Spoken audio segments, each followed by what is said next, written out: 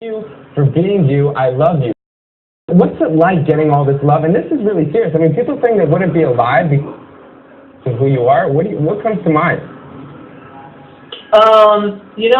It's interesting. The praise for that kind of stuff is unbelievable, and it's definitely something that makes me feel special, and it picks me up a lot. And hearing that music inspires somebody to feel better or to do anything is really amazing. I've always kind of asked myself how I felt about statements like that and stuff like that. And honestly, the music is inspiring, and it's not the only thing in their life. It shouldn't be, it should be one facet to a very happy life. But thanks is all I can really say. It's really cool. It's kind of hard to, you can imagine it's kind of hard to grasp that. Or even keep up with it, and yet you try. A humble answer from a handsome man. I have to ask you, you use Twitter, you use all the social networks we're accustomed to, but you also have some. I want to just play and share with our audience. Take a look at this one.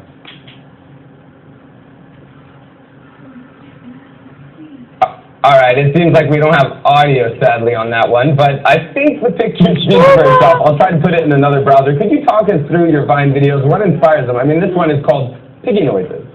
Yeah, so basically, there's a pig in the house, which fortunately, she's not, right here right now, but she creates a lot of noise, and that's just one of the many. I honestly think it's the most incredible creature, because if you actually listen to all the sounds she makes, videos, I wouldn't want to put a Vine video up unless I thought it was funny. Sometimes I just film it and put it up there, but I try to make sure that if I'm going to put a video, that it's got to have a bit of a laugh quality, because I feel like Vine is this one. There you go. The pig interrupted you. The pig is interrupting you. Let's take a look. It always does. I love it, man. We have others. I wish I could get to. In the meantime, I think it's worth going to your fans, because they've been waiting, and literally hundreds and hundreds and hundreds of comments in real time. So your fans have been inundating our site with messages. What do you have to say to all the drivers and the rushers out there? Well, awesome that, drivers, it's really cool. And, we've had such an amazing time in Big Time Rush, and we still plan to have more. And the fans have been amazing. So I hope that the fans of Big Time Rush can enjoy my side venture and the music that I love making as well, and and I hope that they're not the only ones who get to enjoy it. I hope that everybody who might not necessarily know Big Time Rush actually starts to enjoy it. So that's the overall goal. But most supportive fans in the world. The only reason I can say that I can play music for a living is because of them. So I hear you, man. Well, let's get straight to the questions. Kendall, we have a question from Katie Love. She says, "Do you have any expectations for Heffron Drive that you probably wouldn't have if you haven't accomplished all that you did with Big Time Rush, World Tours, Gold Records, and so much more? Do you feel that all that is attainable for Heffron Drive as well?" I hope so. I always used to say that, venues I played at, for instance, the Susquehanna Bank Center in Philadelphia, it's a really great venue, and everybody plays there, and, the biggest concerts and the biggest artists. And when I was there last time, I was like, I don't want this to be the only thing that I can come here for. I want Heffron Drive to be able to be something that, it starts out, with this tour, it starts out 500 people, and then maybe 2,000 and then 5,000, and hopefully on the way up, I would like to be seen in the same world as all the peers that I look up to and the people in music that I listen to. So, yeah, I would love to continue on. And beyond even Heffron Drive, I'd love to have gold records for other artists, writing songs for other people, and stuff like that. So, many aspirations in the works. Sounds like a good plan, and I just want to get straight to it, man. So many people wondering if you were doing what you're doing, like Valerie BTR. She says, "Hi, Kendall. If you weren't a singer, what would you like to be? Much love from Italy." From Italy. It's amazing. I've never actually been to Italy, and there's someone there that likes the music. That's awesome. Kendall, there are people all over the world, literally Mexico, Zimbabwe. There's literally fans everywhere. I'm sure you know this. A young scientist in Antarctica as well. Yeah. Well, get to it. So what would you be doing if you weren't writing songs?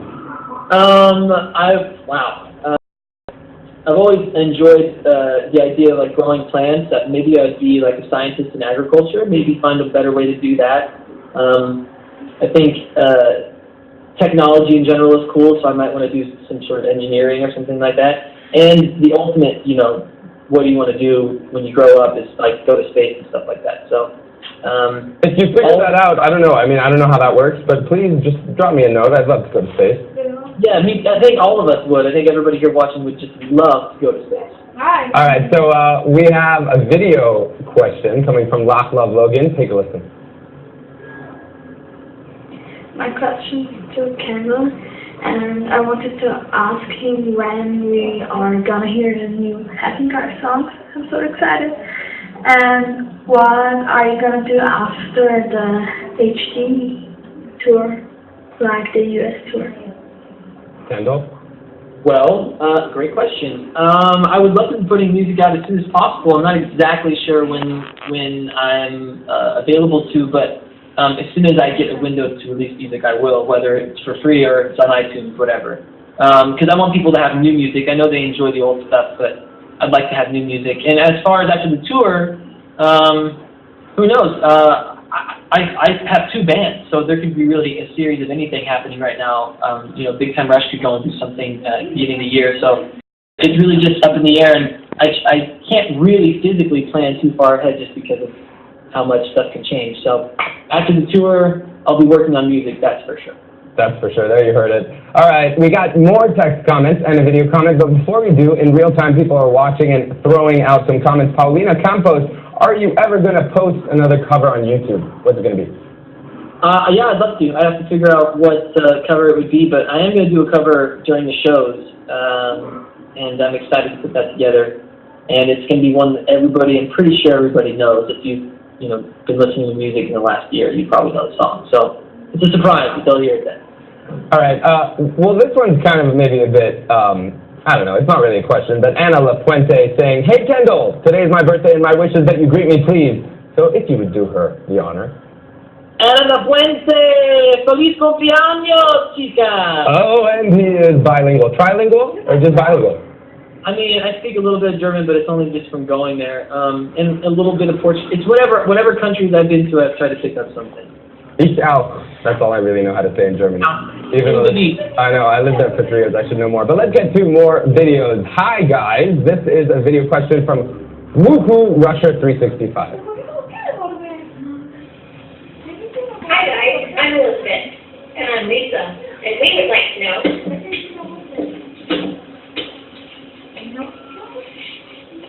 when you guys pen songs for other artists, do you write lyrics and melodies as if they were your own, or do you change them up a bit to suit their musical style? Bye!